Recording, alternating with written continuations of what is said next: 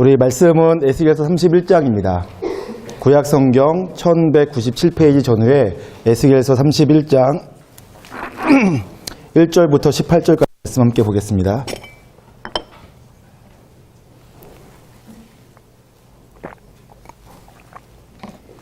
에스겔서 31장 1절부터 18절까지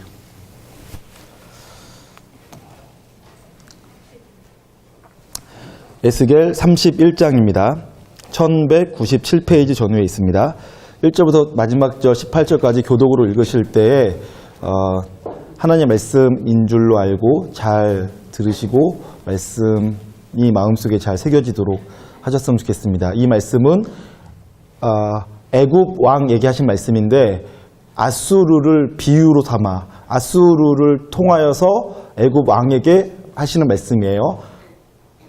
1절, 2절을 잘 보시면 명확하게 표시되어 있는데 놓치면 헷갈리니까 놓치지 말고 잘 읽으셨으면 좋겠습니다. 제가 1절부터 읽겠습니다. 11째 해 셋째 달 초하루에 여호와의 말씀이 내게 임하여 이르시되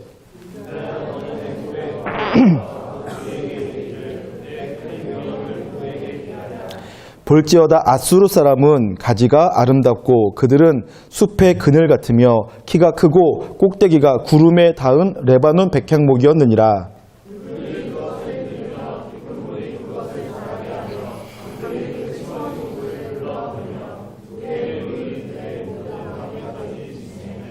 그 나무가 물이 많으므로 키가 들의 모든 나무보다 크며 굵은 가지가 번성하며 가는 가지가 길게 뻗어나갔고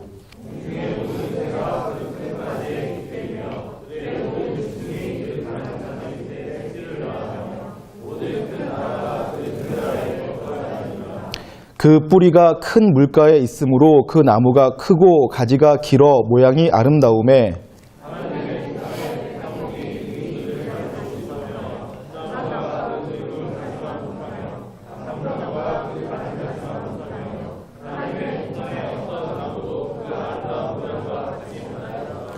내가 그 가지를 많게 하여 모양이 아름답게 하였더니 하나님의 동산 에덴에 있는 모든 나무가 다 시기하였느니라.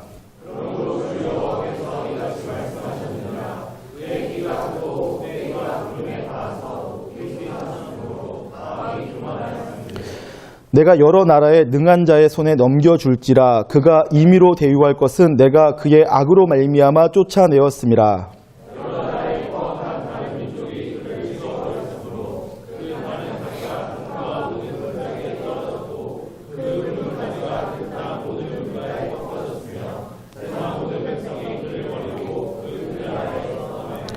공중의 모든 새가 그 넘어진 나무에 거주하며 들의 모든 짐승이 그 가지에 있으리니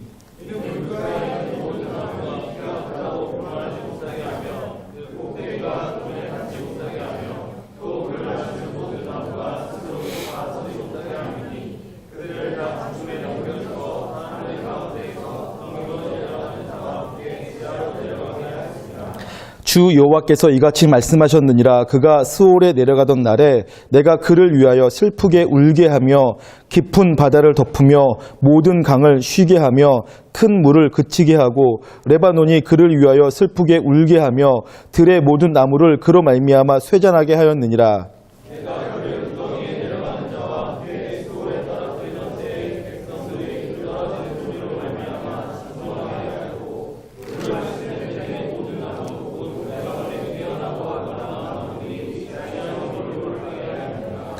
그러나 그들도 그와 함께 스올에 내려 칼에 죽임을 당한 자에게 이르렀나니 그들은 옛적에 그의 팔이 된 자요 나라들 가운데에서 그 그늘 아래에 거주하던 자니라. 너의 영광과 위대함이 에덴의 나무들 중에서 어떤 것과 같은고. 그러나 내가 에덴의 나무들과 함께 지하에 내려갈 것이요 거기에서 할례를 받지 못하고 칼에 죽임을 당한 자 가운데에 누우리라. 이들은 바로와 그의 모든 군대니라. 주 여호와의 말씀이니라 하라. 아멘. 에스겔서 31장 말씀은 애굽에 대한 심판, 애굽에 대한 예언의 말씀인데 그 애굽 왕에게, 애굽 나라에게 대하여서 하나님께서 예언하실 때 애굽 왕을 깨우치고자 아수르라는 나라를 들어 설명해 주십니다. 이 말씀의 내용 자체는 제가 잠깐만 설명해 드리면 여러분 금방 다 이해하실 거니까 별로 내용이 어렵진 않지만 이 내용을 내가 수용하는 데에는 어려운 요소가 몇 가지가 있어요. 그래서 오늘 설교를 통하여서 그 내용들을 확인해 보도록 하겠습니다. 먼저 내용 파악을 쉽게 하기 위해서 이 고대 근동 지역의 패권들, 고대 근동 지역의 나라들이 어떠한 역학관계 속에 있었는지를 아주 간단하게 지도를 통해 살펴보도록 하죠. PPT 보여주시겠어요? 제일 먼저 고대 근동 지역의 가장 큰 패자는 이집트였죠. 여기 지도가 흐리게 나와서 죄송해요. 저기 지도가 잘 안 보이는데 앞에 불 좀 꺼주실래요?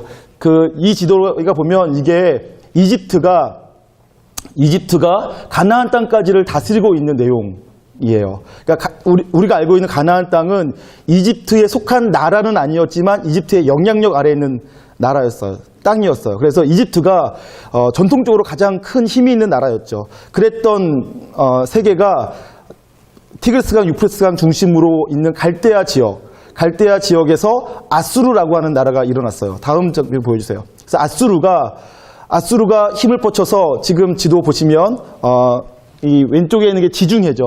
지중해와 그다음에 가나안 땅 그림 여러분 눈에 들어오시나요? 이 지역에 가장 큰 세력을 얻었어요. 심지어는 어디까지 힘을 뻗었죠? 애국까지를 점령한 거예요. 아수르가 그렇게 힘이 셌었어요. 그런데 아수르는 티그리스강, 유프라테스강 상류에서 일어난 나라고 전통적으로 갈대아 땅이라고 하면 티그리스강 하류에 있는 나라 바벨론인데 바벨론과 아수르는 본질적으로는 형제 나라예요. 혈통이 비슷해요. 같아요. 그런데 바벨론이 아수르를 이긴 거죠. 그러면서 바벨론이 힘을 뻗으면서 이스라엘을 점령하고 나중에 애국까지도 저기 지금 그 지도에 안 나오는데 애국까지를 다 점령하게 되고 바벨론 때문에 이집트도 대부분의 힘을 다 잃어버리게 되어집니다. 그 다음에 바벨론을 무너뜨리는 게 바사죠. 성경에는 바사라고 되어 있는데 그것이 페르시아입니다.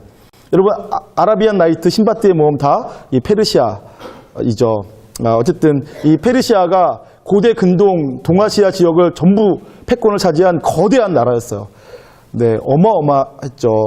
그러한 땅을 차지하던 나라였습니다. 자, 이렇게 세계 역사가 성경만 보면 이스라엘 땅만 보여지지만 이 당시 이스라엘 중심으로 한 세계 역사의 판도가 이렇게 바뀌어지게 됩니다. 나중에는 그리스가 좀 더 왼쪽에 있는 그리스가 이 페르시아가 얻었던 땅 전체를 다 차지하게 되죠.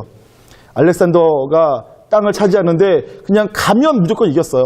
사실은 다 항복한 거죠. 알렉산더 다 행복해가지고 알렉산더는 싸울 필요도 없이 몇 번의 전투도 하지 않은 채 페르시아의 모든 땅을 다 차지하게 돼요. 인더스강까지, 인도까지 차지하게 되어집니다. 그랬던 나라가 네 군데로 나눠지게 되어지면서 힘이 막 역할이 나눠지다가 나중에 로마에 의해서 또다시 멸망당해지는 일들이 벌어지게 됩니다. 네, 사진은 이노 보고요. 이런 식으로 고대 근동 지역의 역사가 막 바뀌어지고 있는 상태입니다. 지금 상황은 어떤 상황이었냐면 하나님께서 북이스라엘과 남유다가 범죄하였어요. 그래서 하나님께서 북이스라엘과 남유다를 징계하실 계획을 갖고 계셨어요. 징계하실 계획을 갖고 계실 때 성경 구약 우리에게 제일 어렵게 다가오는 예언서의 말씀들이 다 그 당시에 아수르와 북이스라엘과 남유다가 범죄하여서 멸망당하기 직전에 예언되어진 대부분의 책들이에요. 무슨 내용이었겠습니까? 회개해라. 회개하지 않으면 징계받는다. 너희들이 이러한 죄를 저질렀는데 제사장들은 이렇게 저질렀고 왕들은 이렇게 죄를 저질렀고 장로들은 이런 죄를 저질렀고 남자들은 이런 죄를 저질렀고 여자들은 이런 죄를 저질렀다. 그러니 회개해라. 회개하지 않으면 내가 심판하겠다. 징계하겠다. 이렇게 말했는데도 안 들으면 진짜로 징계한다.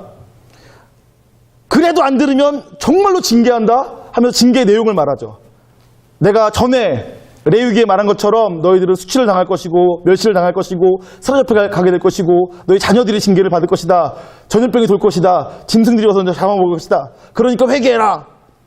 그런데도 회개를 안 하면 정말로 그런 일을 당할 것이다. 근데 그러면서도 너희가 사로잡혀 간 다음에라도 만약에 회개하면 내가 너를 다시 모아주겠다. 내가 다시 너를 회복시켜주겠다. 하는 내용들이 예언서에 있는 대부분의 내용들이에요. 그러는 예언서들 중에서 에스겔서는 독특한 위치에 쓰여졌어요. 에스겔은 다니엘 다음에 다니엘이 제일 먼저 포로로 잡혀가고 두 번째로 포로로 잡혀갈 때 에스겔이 포함되어 있었죠. 그러니까 아직 남유다는 망하지 않았으나 망하기 직전에 잡혀간 거예요. 에스겔은. 잡혀가서 에스겔은 포로지에 가서 하나님의 환상이 임하여서 에스겔서를 기록하는 거죠. 그러니까 에스겔은 이미 사로잡혀 갔는데 아직 남유다는 망하기 전부터 쓰여지기 시작하여서 남유다가 망한 다음에 포로지의 상황까지가 기록되어져 있어요. 그래서 에스겔서에 보면 막 성전의 환상이 나중에 나올 텐데 그것은 나중에 하나님께서 이스라엘 민족이 포로지에서 하나님께 회개하고 돌아오게 되어지면 어떠한 하나님의 나라가 이루어질지를 보여주는 내용까지 기록되어 있다고 할 수 있겠습니다. 그러한 조명을 가지고 에스겔서를 읽어 나가시면 여러분들 이해하시는 데 조금 도움이 되실 거예요. 그러는 가운데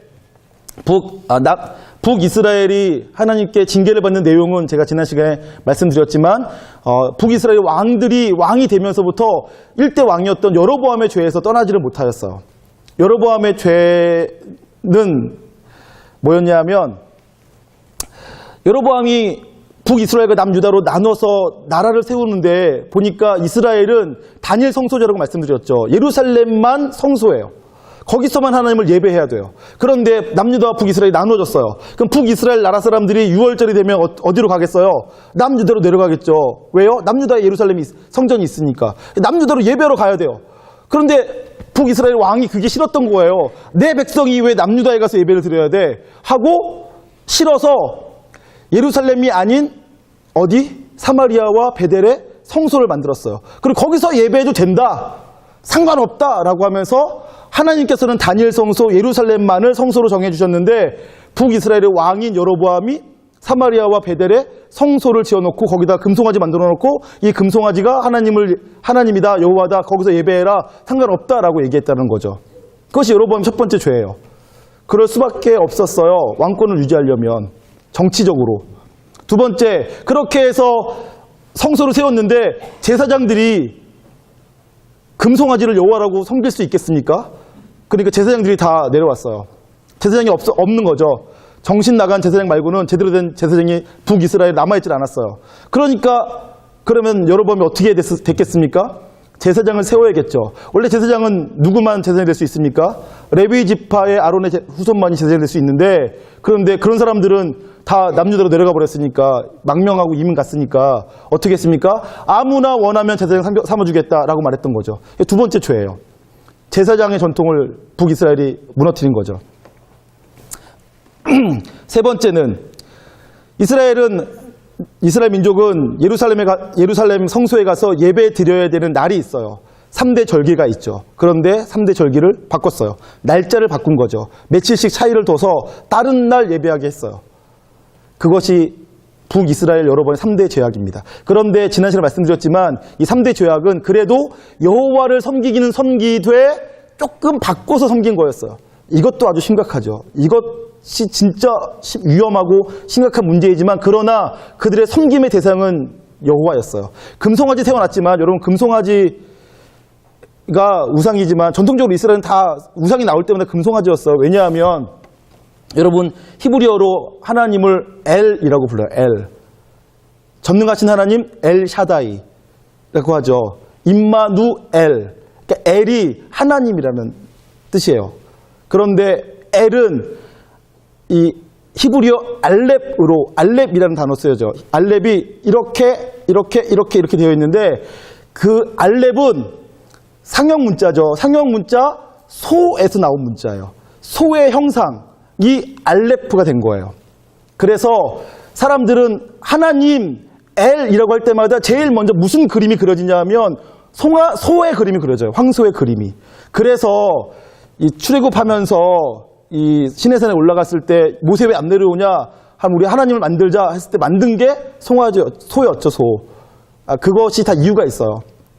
그래, 어쨌든 그래서 소를 세워놓고 여기서 예배드리려 했으나 어쨌든 그들의 북이스라엘의 잘못된 신앙임에도 불구하고 대상은 1차적으로는 하나님이었어요. 그런데 북이스라엘은 거기서 멈추지 않고 아합 때에는 두로와 시돈에서 우상을 받아들였다고 했죠. 시돈 왕의 딸 이세벨을 데리고 오면서 이세벨과 함께 그들의 종교, 바알과 아세라 종교를 가지고 왔어요. 근데 여러분 우리가 31장 봤지만 27장에 보면 두로에 대해서 하나님께서 예언하세요. 두로 왕에 대해서. 여러분 두로가 그 본문도 우리가 꼭 봤어야만 되는데 제가 안타깝게도 시간이 너무 없어서 그냥 지나쳤는데, 여러분 두로에 대해서 여러분 분명히 아셔야 되는데, 두로는 해상 국가예요. 그리고 두로는 우리 부평구만해요. 부평구만한 섬이에요. 근데 이 육지와 얼마 안 떨어져 있는 섬이어서 육지와 자기 나라 섬까지를 방파제를 쌓았어요. 그래서는 파도가 못 치게 하면서 거기를 아주 유명한 항구로 만든 거죠. 지중해에서 가장 유명한 항구 도시가 된 거예요. 그러면서 그 두로가 어떻게 했냐면 그 당시 세계 최대의 무역 국가가 된 거죠. 그래서 모든 이 두로, 팔레스타인이 세계 대륙의 사이에 있는 허브 역할을 한다는 것은 잘 알고 계시죠. 아프리카 지역과 그 다음에 아시아 지역과 유럽 지역의 허브 역할을 하는 것이 바로 이 이스라엘 땅이었는데, 그 이스라엘 땅 중에서도 육지로는 이스라엘 땅이 허브 역할을 하지만 해상으로는 이 두로가 그 허브 역할을 한 거예요. 그래서 이 유럽에서 마게도니아 지역, 알렉산더의 아버지가 알렉산더를 왕으로 세울 때에는 왕으로 세우면서 전 세계를 지배할 수 있었던 것은 알렉산더의 아버지 마게도니아 땅이 금광으로 유명했단 말이에요. 그래서 그 막대한 금으로 전 세계를 금방 지배할 수 있었어요. 근데 그 금을 두로가 그 유럽 지역에서 나오는 금들을 두로에서 수입해다가는 다른 데다가 팔아요. 그리고 유명한 물품들을 다 가져다가는 필요한 데 파는 거죠. 비싼 돈을 주고. 그러니까 두로가 전 세계에서 가장 탁월한 무역 국가였고 큰 부자였어요. 그래서 심지어는 이 두로에 대한 예언을 할 때 루시퍼에 비교할 만큼 이 두로가 어마어마한 나라였단 말이죠. 그런데 그 두로가 그렇게 해서 금을 많이 소유하고 있었는데 두로가 아주 교묘한 정책을 썼어요. 그게 뭐냐면 종교 정책이에요. 두로가 자기들의 종교를 팔아요. 가나안 종교를 팔아요. 자기들이 여행 가는 곳곳마다. 그러면서 바알과 아세라 신상들을 파는 거죠. 그곳에 가서 이 가나안 종교를 알려주면서는 그 가나안 종교의 신상을 만들어야 된다, 제단을 만들어야 된다라고 말을 하는 거예요. 그럼 제단을 만들겠죠. 만들려면 뭐가 필요해요? 금이 필요합니다. 그래서 막대한 금을 같이 파는 거예요. 그리고 금만 있으면 됩니까? 훌륭한 세공 기술자가 필요합니다. 세공 기술자를 파는 겁니다. 그러니까 그들은 종교를 통해서 장사를 한 거예요. 아합 왕 때에도 두로와 시돈은 같은 페니키아라는 나라이죠. 도시국가예요. 두로와 시돈의 왕이 북이스라엘에 자기 딸을 정략 결혼시킨 거예요. 그러면서 바알과 아세라 신을 가지고 온 거죠. 그러면서 딸과 종교만 보낸 것이 아니라 금신상을 같이 보낸 거예요. 그래서 북이스라엘에 하나님 아닌 여호와 종교 아닌 다른 종교가 들어온 거죠. 그러면서 북이스라엘이 엄청나게 패역하고 변질되게 되었고 하나님을 떠나게 되었어요. 그러나 기억할 것은 아합 왕 때 어마어마하게 북이스라엘 부자였어요. 경제적으로, 문화적으로는 아합 왕 때 어마어마한 부자였어요. 아합 왕의 다음에 르호보암 왕 때 제일 큰 부자였어요. 땅도 제일 넓었고. 제가 무슨 말 하려고 그러냐면 종교적으로는 가장 암흑기였는데 그때가 경제적으로, 사회적으로, 문화적으로는 번성기였다고요. 왜요?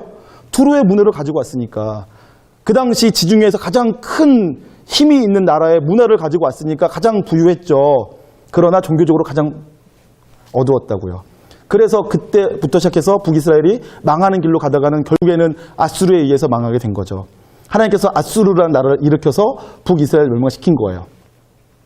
자, 에스겔이 언제 기록되었는가를 얘기하면서 제가 여기까지 설명을 했는데, 에스겔서는 아수르에 의해서 북이스라엘이 망하고 나서 그 다음에 남유다만 간신히 살아남아 있을 때 아수르가 남유다를 공격했죠. 핍박했죠. 근데 그때 마침 히스기야가 왕이었어요. 그리고 그때 선지자가 이사야 선지자였어요. 아수르가 남유다를, 예루살렘 성을 둘러싸고서는 막 무너뜨리려고 할 때 그들 중에 군대 장관이 뭐라고 했는지 기억나십니까? 하나님을 조롱했어요. 너희 빨리 항복해라. 너희 생각에는 너희 하나님은 정말 신이고 정말 너희 하나님만 진짜 참 신인 줄 알고 있지, 너희만 그렇게 생각하는 게 아니야. 우리가 정복했던 모든 나라의 모든 왕들도 다 그렇게 생각했어. 자기들 신이 참 신인 줄 알았단 말이야. 그러나 잘 봐라. 우리한테 다 망했지 않냐. 너희도 착각하고 있는 거야. 너희도 너희 하나님만 진짜 신인 줄 알고 있지만 다른 나라 왕들도 똑같이 그렇게 생각했는데 다 망했지 않냐. 그건 너희 오해고 너희는 오늘 우리한테 망한다. 그러니까 망해서 고통당하기 전에 빨리 행복해라. 이렇게 얘기했단 말이에요. 나중에 성경 읽어보세요. 그랬더니 이사야 선지자나 히스기야 왕이 어떻게 했습니까? 하나님께 나아가서 기도했죠. 하나님, 이런 멸시를 들었습니다. 하나님이 가짜랍니다. 그랬더니 어떻게 됐습니까? 하나님께서 진노하셨죠. 하나님께서 북이스라엘은 망하게 하셨지만 남유다 예루살렘을 향해서 그렇게 말한 아수르에 대해서 진노하셨어요. 그래서 하룻밤 사이 다 죽었어요. 이유도 모르게. 내려왔던 아수르에서 내려왔던 군인들이 하룻밤 사이에 다 멸망당한 거예요. 세계사에 나오지 않을지 모르겠지만 성경에 그렇게 나와 있죠. 그래서 아수르가 힘을 잃기 시작했어요. 그러다가 바벨론이라는 나라가 나와서 아수르를 이긴 거죠. 그때 이제 바벨론이 남유다를 포위하고 남유다와 싸움을 가지려고 할 때 그때의 에스겔이 이 말씀을 기록하고 있는 것입니다. 무엇은 이유로 기록하고 있냐면 남유다 예루살렘이 요번에 다시 바벨론에서 포위가 되었어요. 포위가 되고 이제 몇 년 안 되면 포위된 지 몇 년 안 돼서 무너지게 될 터인데 왜 포위되었고 왜 무너지게 될 것인지에 대해서 말씀하시는 거죠. 그런데 아직 무너지기 전이에요. 아직 무너지기 전인데 예루살렘이 바벨론에서 포위가 되었어요. 그래서 바벨론이 고통당할 상황에 처하게 되자 이 예루살렘이 하나님의 백성들이 하나님에서 징계를 받는 것은 그들의 죄악 때문이지만 그들이 포위를 당하자 그 주변의 나라들이 어떻게 했다고요? 모압, 암몬, 그 다음에 에돔, 그리고 두로, 그리고 이집트 이러한 주변 국가들이 좋아했단 말이에요. 하나님의 나라가 하나님의 도성이 공격당할 때 좋아했대요. 그러자 하나님께서 화가 나셨다고 했죠. 내가 내 백성을 징계하고 내 아들 내가 징계하는데 그들이 징계받는 이유는 그들의 죄 때문이고 내가 그들을 더 온전케 하려고 징계하는 건데 니들이 뭐라고 내 새끼 징계받는데 니들이 좋아하는 거야? 니들도 그래서 고통당할 거야. 니들도 망할 거야. 라고 말씀하신다는 얘기죠. 그러는 가운데 그 당시에 가장 큰 패자였던 애굽까지도 하나님께서 징계하시는 거예요. 그 징계의 내용들이 나와 있는 거죠. 그러면서 그 징계의 내용으로 말씀하시기를 애굽 너희는 잘 들어라. 너희는 스스로 네가 힘이 강한 줄 알고 있는데 너 스스로 힘이 강해서 네가 그렇게 부유한 나라가 됐다고 생각하느냐? 하지만 잘 생각해봐라. 아수르도 그랬으나 망하지 않았느냐 하면서 아수르의 얘기를 해주시는 거예요. 자, 아수르 이야기를 그래서 애굽 왕에게 해주는 겁니다. 볼까요? 3절. 2절부터 볼게요. 인자야 너는 애굽의 바로 왕과 그 무리에게 이르기를. 그러니까 인자가 에스겔이죠. 에스겔이 애굽의 바로 그리고 그 무리에게 말하는 거예요. 뭐라고요? 너의 큰 위험을 누구에게 비하랴? 그러니까 애굽이 큰 위험이 있었긴 있었죠. 그래서 누구에게 비할까 했는데 누구에게 비했습니까? 아수르에게 비한 거죠. 볼지어다 아수르 사람은 가지가 아름답고 그늘은 숲의 그늘 같으며 키가 크고 꼭대기가 구름에 닿은 레바논의 백향목이었으나 그러니까 아주 큰 나무와 같았다 아수르가 그런 얘기를 하는 거예요. 그런데 그 아수르가 그렇게 큰 백향목이 된 것은 무엇 때문인가? 여기 보니까 거기에 큰 물들이 있었대요. 4절. 물들이 그것을 기르며 깊은 물이 그것을 자라게 하며 강들이 그 심어진 곳을 둘러흐르며 두 개의 물이 들의 모든 나무에까지 미치매 라고 되어 있죠. 그러니까 아수르는 큰 백향목같이 크고 아름답고 존엄했대요. 그런데 그렇게 나무가 크게 자란 것은 무엇 때문이라고요? 그 나무 주변에 물들이 많았기 때문이라는 거예요. 그러니까 이 말이 말하고 싶은 게 뭐냐 하면 아수르가 그렇게 클 수 있었던 것은 아수르라고 하는 그 나라의 힘이 아니라 그 나라를 자라게 하는 물들 때문이었다. 물이 있으니까 자랐지라는 얘기를 하는 거예요. 5절. 그 나무가 물이 많음으로 키가 들의 모든 나무보다 크며 굵은 가지가 번성하며 가는 가지가 길게 뻗어나갔고 라고 되어 있죠. 그러니까 물이 많으니까 큰 거였어요.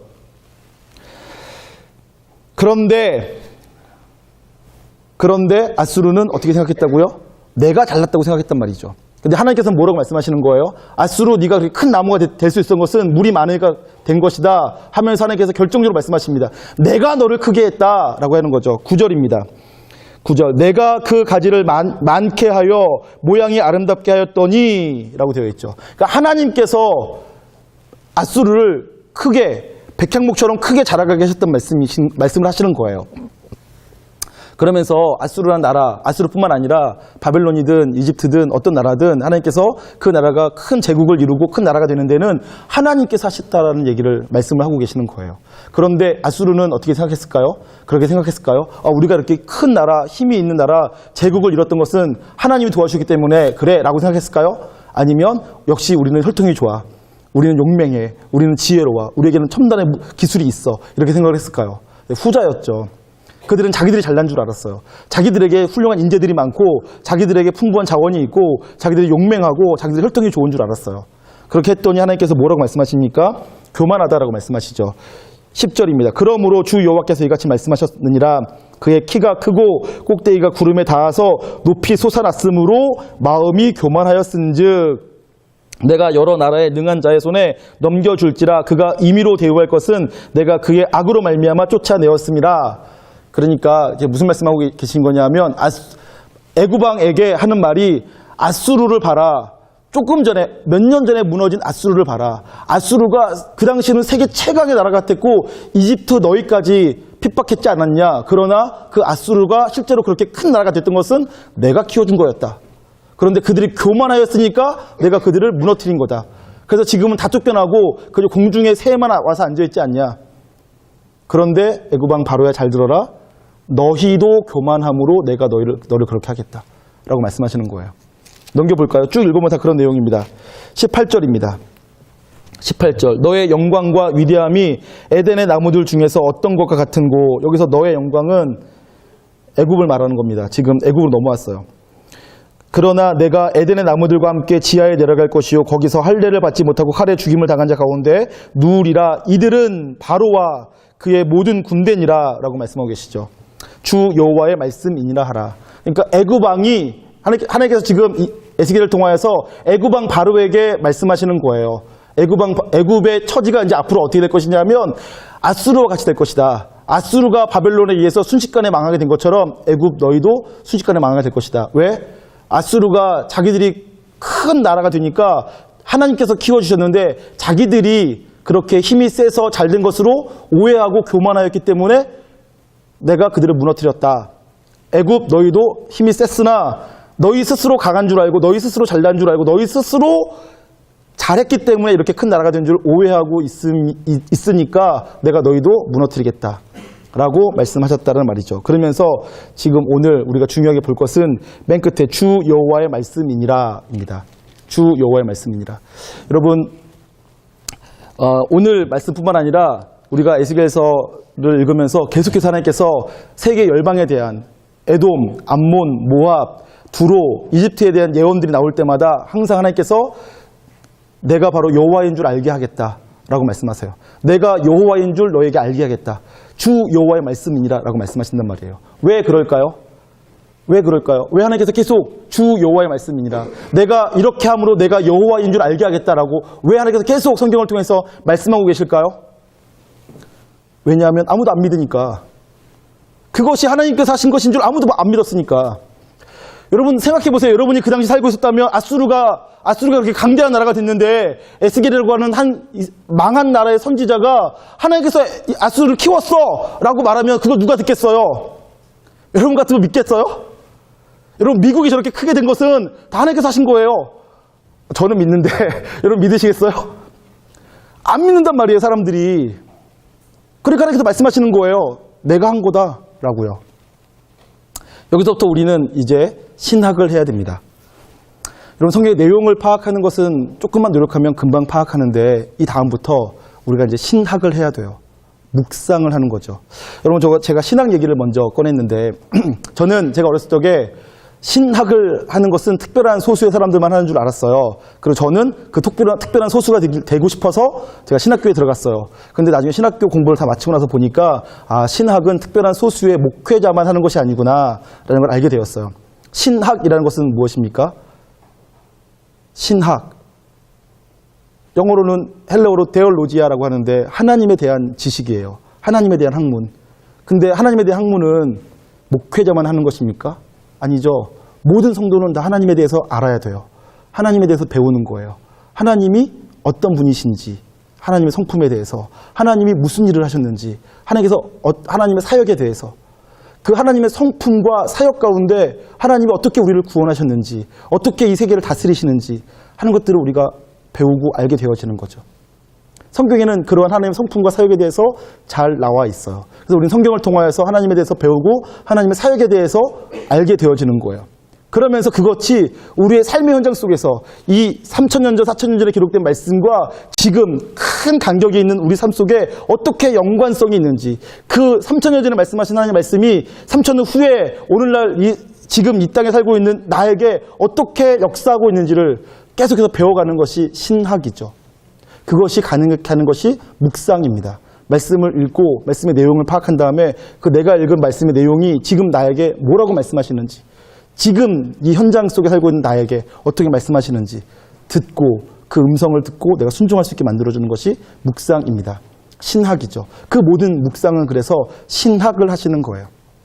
여러분, 그 가운데 신학의 가장 큰, 역사상 가장 큰 틀이 두 가지가 있어요. 한 가지는 초월성에 관한 이야기예요. 그리고 하나는 내재성에 관한 이야기예요. 초월성이란 무엇이냐 하면 우리 하나님이 얼마나 크신가에 대한 이야기입니다. 여러분, 우리 하나님이 온 우주를 창조하신 창조주이세요. 저는 그것을 분명하게 믿어요. 하나님은 창조주이시고 온 땅을 다스리시는 통치자이세요. 제가 그것을 분명하게 믿습니다. 그런데 그러면서 우리 하나님은 지금 나와 함께 하시는 하나님이세요. 내 안에 계세요. 내 작은 신음에도 응답하세요. 그게 내재성이에요. 여러분, 어떤 사람들은 우리 하나님의 초월성에 대해서 너무 강조하시는 분들이 계세요. 보편적으로 장로교가 그래요. 우리 장로교는 우리 하나님이 엄청나게 힘이 세신 분이세요. 광대하신 분이시고요. 어미로우신 분이세요. 그래서 사실은 그 하나님 앞에 우리가 함부로 입을 열어도 안 되고 그 하나님께 경망스럽게 박수치고 그 하나님께 심지어는 사랑한다는 말을 하는 것까지라도 너무너무 무서운 일이었어요. 우리 하나님이 우리랑 비교했을 때 얼마나 어미로우신 분이신데요. 여러분들이 이 우주의 크기를 잘 모르셔서 그래요. 지금 이 지구가 얼마나 위대한 힘에 의해서 돌아가는지를 잘 모르셔서 지금 그것을 창조하신 하나님에 대해서 이렇게 쉽게 생각하는 거지, 우리 하나님이 얼마나 엄청나고 대단한 분인지 아신다면 여러분 그 하나님 앞에서 여러분 서 있는 것조차도 막 후두두 떨리실걸요? 정말이에요. 여러분 잘 몰라서 그래. 우리 하나님이 어떤 분이신지 몰라서 그렇지, 여러분들이 그 하나님을 안다면 그 하나님께 막 건방지게 막 내가 주님 얼마나 사랑하는데요, 이런 말 하는 거 정말 쉽지 않아요. 우리 하나님이 어미로우신 분이세요. 초월적인 하나님이신 거죠. 그것이 신학의 한 축이에요. 그런데 동시에 우리 하나님은 이렇게나 바보 같고 연약하고 쓸모없고 아무것도 아닌 내 안에 함께 하세요. 놀라운 일이죠. 아니, 그 하나님이 온 우주의 통치자, 창조자, 그 하나님께서 내 안에 계신데요. 나를 사랑하신대요. 나를 사랑하셔서 십자가까지 지셨대요. 우와, 너무 놀라운 거죠. 그런데 어떤 사람은 어미로우신 하나님은 잘 모르고 내재하시는 하나님, 지금 나와 함께 하시는 하나님, 나를 내 삶을 인도하시는 하나님만 또 바라보는 사람도 있어요. 그래서 어미로우신 하나님을 잘 모르고 내재하시는 하나님만 쫓아가는 사람도 있고, 어떤 사람은 내재하시는 하나님을 모르고 어미로우신 하나님만 쫓아가는 사람들도 있고. 그런데 그 조화, 초월성과 내재성의 조화를 이루어가는 것이 정말 중요합니다. 그래서 기독교 강요, 칼빈이 쓴 기독교 강요에는 이렇게 표현되어 있어요. 성경을 읽고 묵상하면서 하나님에 대해서 발견하게 되죠. 그리고 하나님에 대해서 발견하면 발견할수록 나에 대해서 깨닫게 된대요. 그리고 재밌게도 나에 대해서 내가 깨달으면 깨달을수록 하나님에 대해서 더 많이 알게 된대요. 그리고 하나님에 대해서 더 많이 알면 알수록 더 나에 대해서 많이 알게 된대요. 이러하게 돼요. 경험하신 분 계실 거예요. 하나님에서 전혀 모를 때에는 내가 얼마나 죄인인지도 몰랐어요. 그런데 하나님을 발견하고 나니까 그 하나님 앞에서 내가 얼마나 작은 존재인지, 얼마나 연약한 존재인지, 얼마나 죄인인지 알게 되는 거예요.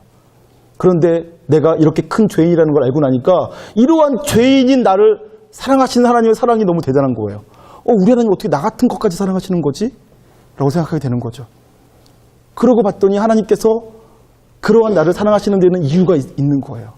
내가 얼마나 위대한 존재인지. 나는 작고 연약한 자이지만 그래도 불구하고 하나님께서 나를 이렇게나 사랑하신 만큼 나를 소중하게 여겨주신다는 것을 발견하게 되는 거죠. 점점 더 나에 대해서 많이 알게 돼요. 그리고 점점 더 하나님을 더 많이 알게 되고요. 그러면서 자꾸 내 신학의 지평이 넓어지는 거죠. 인생의 지평이 넓어지는 거예요. 지혜와 지식이 많아지는 거예요. 묵상하면 그러한 놀라운 일들이 벌어지게 되는 거예요. 하나님에 대해서 더 많이 알게 되어지고요. 나에 대해서 더 많이 알게 되어지고 내 인생의 이유와 목적, 의미를 더 많이 알게 되어지는 거예요. 자, 신학의 두 축, 초월성과 내재성에 대해서 우리가 성경을 읽고 묵상하면서 내 삶을 성경 앞에 비춰다 보면 그렇게 하나님과 나의 삶을 조화롭게 알아가기 시작하고 내 삶이 더욱더 풍성해지기 시작하는 거예요. 그것이 우리가 신학하게 되어지는 거고, 성경을 통해서, 예배를 통해서 우리 삶을 살아가면서 신학을 하면서 하나님에 대해서 알아가게 되어지는 것입니다. 그러는 가운데 오늘 우리가 이 말씀을 볼 때 하나님께서 그 세계 역사의 주인 되신다고 말씀하셨어요. 아수르를 세운 것도 나고 무너뜨린 것도 나다라고 말씀하시는 거예요. 내가 했다라고 말씀하세요. 성경에 그렇게 말씀하고 계신 거예요. 믿어지세요? 네, 우리는 믿어야 되는데 사람들은 안 믿는단 말이에요. 그런 말하면 소설 쓴다고 얘기한단 말이에요. 세상 사람들은 소설을 쓴다고 얘기해요. 기독교인들은 소설을 정말 잘 써. 그렇게 얘기한단 말이죠. 우리도 자세하게 들여다보지 않고 그냥 말씀을 수박 겉핥기로 읽고 나면 성경에는 분명히 그렇게 써 있으나 내 스스로가 그것을 전 인격으로 고백할 수가 없어요. 하나님이 한 나라의 흥망성쇠를 주관하신다는 것을 전 인격으로 주장할 수 있으셔야 돼요. 거기까지 우리의 신학이 자라가야 돼요. 근데 실제로는 그렇게 안 하는 것이 우리 현실인 거예요. 그냥 저도 여러분도 원치 않지만 그냥 맹목적인 신앙이에요. 하나님이 그러셨대. 하나님 창조주시래. 하나님이 통치자시래. 하나님이 지금도 우리 삶을 인도하신대. 하나님이 아수르를 흥왕케 하셨고 또 멸망도 시키셨대. 그렇게 그냥 알고는 있어요. 머릿속에서 개념적으로. 그런데 그렇다면 지금 미국도, 지금 대한민국도, 지금 내 삶도 하나님께서 일으키기도 하시고 무너뜨리기도 하신다라는 것도 고백할 수 있으셔야 되거든요. 그렇게 할 수 있으세요? 그것이 전 인격적으로 고백되어지고 그것이 내 전 삶 가운데 전 인격적으로 수용될 수 있는 신학의 자리로 여러분들이 나아가셔야 돼요. 저는 여러분들이 그렇게 되시길 바라요. 말씀을 읽으시면서 이런 말씀들을 대하면 나 여호와가 이렇게 했다라는 말씀 들을 때 그것을 그냥 지나치지 마시고 그 앞에서 계속 고민하셔야 돼요. 묵상하셔야 돼요. 정말 그러십니까? 정말 그러시다면, 정말 하나님께서 세계 역사를 주관하고 계시다면 지금 벌어지는 모든 일들도 하나님의 손길 안에 있는 것입니까? 제가 납득할 수 없는 게 너무 많은데 하나님, 저요 하나님 이해가 안 가요. 그때 왜 그렇게 큰 지진이 났죠? 그때 왜 그렇게 큰 사고가 났죠? 저 하나님 도저히 이해할 수가 없어요. 라고 하나님 앞에서 따지셔야 돼요. 그리고 그때 하나님께서 들으실 음성을 들으셔야 돼요. 그렇게 하면서 여러분의 삶을 하나님 앞에 살아가셔야 돼요. 그것이 하나님과 동행하는 삶인 거예요. 지금 내 삶에 있는 고통의 문제를 제가 이해할 수가 없어요. 하나님, 제가 도대체 무슨 잘못을 저질렀어요? 하고 따지셔야 돼요. 따지지 않고 그냥 막연하게 내 삶이 막 흔들리고 있는데도 내 삶을 하나님 앞에 가져간 적이 한 번도 없는 채로 하나님이 막연하게 내 삶의 인도자시다 고백하는 것은 아무 의미가 없어요. 정말 하나님 내 삶의 인도자시라면 내 삶에 있는 문제를 다 가지고 이렇게 나아가서 여쭤봐야죠. 하나님이 인도자시라면서요. 근데 내 삶은 왜 이런가요? 여쭤보셔야죠. 하나님께 들으셔야죠. 저는 여러분들이 그렇게 사셨으면 좋겠어요. 신학하시며 사셨으면 좋겠어요. 묵상하며 사셨으면 좋겠다고요. 성경과 여러분의 삶을 분리하지 말고 성경이 2000년 전, 3000년 전, 4000년 전에 기록된 책이라고 그것은 옛날 이야기에 불과하다고 신화처럼 소설처럼 생각하지 마시고 그때 말씀하신 하나님이 지금도 동일하신 하나님이신데 지금 내게는 뭐라고 말씀하십니까? 라고 물으셨으면 좋겠다고요. 그렇게 해서 하나님과 지금 동행하실 수 있으셔야 돼요. 저는 여러분들이 그렇게 사셨으면 좋겠습니다. 그래서 오늘 시간이 너무 많이 지나가서 제가 한 가지 화두만 던지고 다음 시간에 다루도록 하겠습니다. 여러분, 우리는 하나님께서 온 우주의 통치자이시라는 이 선언을 이해할 때 우리가 납득되지 않느냐는 여러 가지 일들이 있는데 그것을 이해하기 위해서 여러분들이 일반 은총과 특별 은총의 세계를 이해하셔야 됩니다. 여러분들이 은총이라는 말, 은혜라는 말이 어떠한 의미를 갖고 있는지를 이해하셔야 되고 그 다음에 이 세계가 하나님께서 통치하시는 일반 은총의 세계 속에서 통치되고 있다는 것을 기억하실 필요가 있어요. 간단하게 설명드리면 골로새 1장에 보면 하나님께서 이 세상을 창조하시되 보이는 것과 보이지 않는 것을 창조하셨다고 말씀하셨어요. 그럼 보이는 것은 무엇일까요? 말을 그대로 눈에 보이는 모든 것이에요. 보이지 않는 것은 무엇일까요? 제가 물어봤더니 사람들이 이렇게 말하더라고요. 공기여, 바람이여. 네, 공기와 바람은 보이지 않지만 존재해요. 네. 원소 기호들이요. 네, 그것도 보이지 않지만 존재하죠. 근데 여러분, 그것만을 보이지 않는 것을 말하는 것이 아니라 이 땅에 있는 원리들이에요. 원리들. 만륜력의 법칙. 누가 만들었을까요? 어쩌다 보니까 만들어졌죠. 만륜력의 법칙 어쩌다 보니까 만들어진 거 아닌가요? 라고 하시면 안 되고요. 하나님께서 만드신 거죠. 제가 이 나무를 세게 주먹으로 내리치면 어떻게 될까요? 제 주먹이 아픕니다. 왜 그럴까요? 나무를 세게 치면 손바닥이 아프다는 게 법칙이에요. 탄성의 법칙이라고 하던가요? 네, 반발력이 있어요. 그것은 제가 만든 거나 나무가 만든 것이 아니에요. 하나님께서 만드신 거죠. 그런 모든 원칙들, 원리들이 보이지 않지만 하나님께서 만드신 거예요. 사람과 사람 사이에도 원리가 있어요.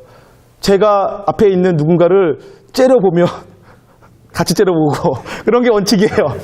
반응과 반작용의 법칙이죠. 반응을 주면 자극을 주면 반응이 오는 거. 뭐 이런 법칙들. 내가 누군가를 미워하면 나도 미움받게 되어 있고, 내가 누군가를 사랑하면 나도 사랑받게 되어 있고, 인간관계 법칙들, 이 세상의 법칙들 하나님께서 만드신 거란 말이죠. 콩을 심으면 콩이 나고 팥을 심으면 팥이 나는 것, 그게 다 법칙들이에요. 이 세상은 그래서 보이는 이 물질의 것들과 보이지 않지만 실제하는 법칙들이 존재하는데 그 모든 것들을 다 하나님께서 만드셨단 말이에요. 그 가운데 여러분, 하나님께서 악인과 선인을 차별하실까요? 차별하지 않으실까요? 차별하시죠. 예수님 믿는 사람과 예수님 안 믿는 사람 차별하시잖아요. 하나님께서. 예수 믿는 사람은 천국 가고 죽어서, 예수님 안 믿는 사람은 지옥 가잖아요. 네, 그것은 특별 은총이라고 하고 일반 은총의 세계에서는 구별이 없어요.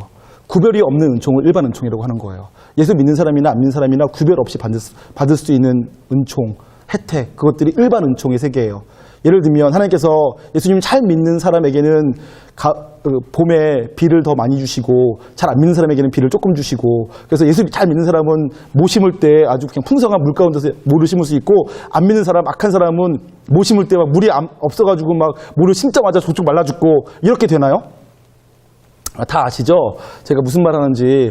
그렇지 않단 말이에요. 선인이나 악인이나 하나님께서 똑같이 비를 내려주세요. 악하다고 이 녀석은 부자 되면 절대 안 돼 라고 하지 않으신다고요. 악인이라도 부자가 될 수 있어요. 아무리 신실해도 가난하게 살 수 있어요. 가난이 또 기준도 될 수가 없는 거고. 어쨌든 선인이나 악인이나 예수 믿는 사람이나 안 믿는 사람이나 똑같이 누릴 수 있는 은혜가 있어요. 일반 은총이죠. 그 세계 속에서는 그냥 하나님께서 만들어 주신 법칙대로 살면 돼요. 어떻게 해요? 부자 되고 싶으세요? 근면하게 사세요. 성실하게 사세요. 열심히 공부하시고 열심히 노력하세요. 아껴 쓰세요. 그럼 부자 될 수 있어요. 부자 되는 거 저한테 와서 물어보지 마세요. 그거는 그냥 그냥 기본적인 원리를 따라 사시면 돼요. 여러분, 가난해도 행복할 수 있어요. 가난해도 행복한 것도 단순해요. 욕심을 버리세요. 욕심 버리고 있는 것에 만족하고 사세요. 그거 아주 간단한 거예요. 그것은 뭐 깊이 생각할 필요도 없어요. 그냥 사시면 돼요. 그거는 그냥 기본적인 원리예요. 그래서 만들어주신 그냥 일반 은총의 원리 속에 있는 거예요. 그거 갖다 너무 고민하실 필요 없어요. 그건 그냥 법칙을 빨리 깨달은 다음에 법칙대로 살면 돼요. 특별 은총은 뭐냐 하면, 그런데 하나님께서 그 일반 은총의 세계 속에 개입하세요. 개입하시면 안 되는데 개입하세요. 우리 하나님도 개입하기 싫어하세요. 개입하면 일반 은총의 세계가 깨지거든요. 그러니까 하나님께서 개입하시면 안 되는데, 근데 하나님께서 우리를 얼마나 사랑하시는지 두고 보실 수가 없는 거예요. 그냥 내버려두면 얘네들이 그냥 잘 몰라서 죽어가니까 하나님께서 개입하시는 거죠. 개입하셔서 사람을 구원해내세요.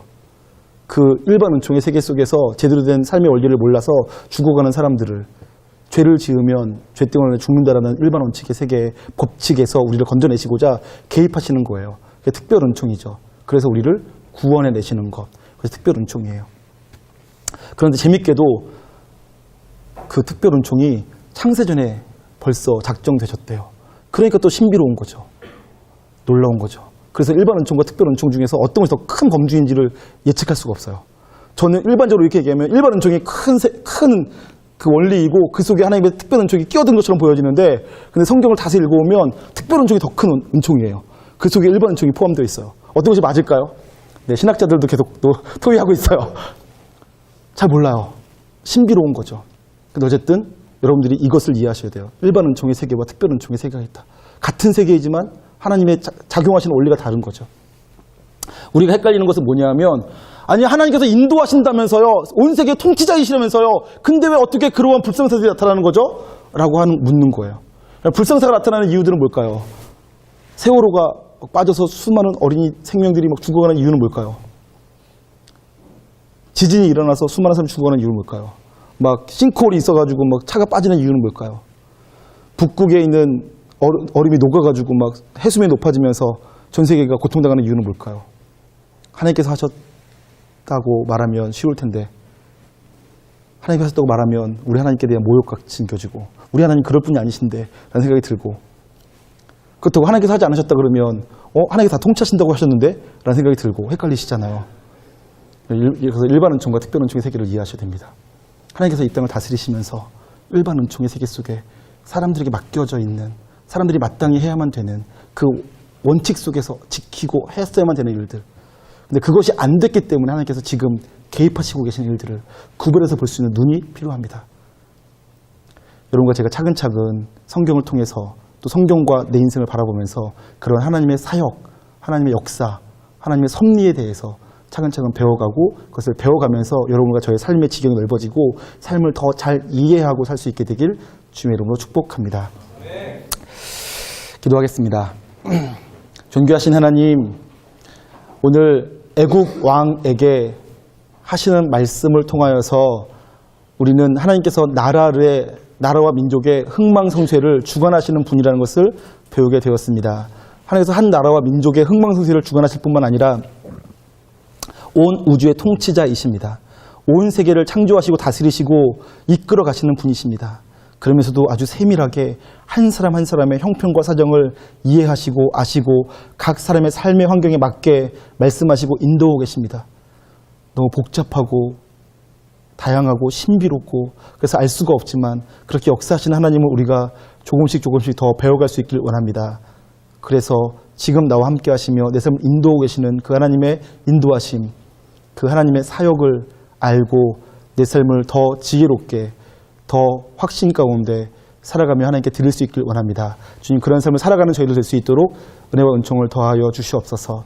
아직은 시작에 불과하지만 사랑하는 청년들이 말씀을 통하여서 내 삶을 잘 조망해보고 내 삶을 하나님께 잘 헌신하여 드려가며 살아가면서 조금씩 하나님과 나를, 세상을 더 잘 이해하고 살아가는 지혜로운 청년들 될 수 있도록 역사하여 주시옵소서. 감사드리며 존귀하신 예수님의 이름으로 기도드리옵나이다. 아멘. 이제는 우리 주 예수 그리스도의 놀라우신 은혜와 하나님 아버지의 극진하신 사랑하심과 성령님의 감화, 감동, 교통하심 역사가 하나님과 함께 하루하루를 살아가고 매일매일의 삶 속에서 하나님을 배워가고 또 나를 배워가기를 소망하며 지혜로운 삶을 살기로 다짐하고 돌아가는 사랑하는 미커 청년들의 삶 가운데, 그들의 심령 가운데, 그들의 생활 가운데, 또 이제는 함께하지 않았지만 우리와 한 몸 되어진 모든 지체들 가운데 이제로부터 영원토록 함께 있을지어다. 아멘.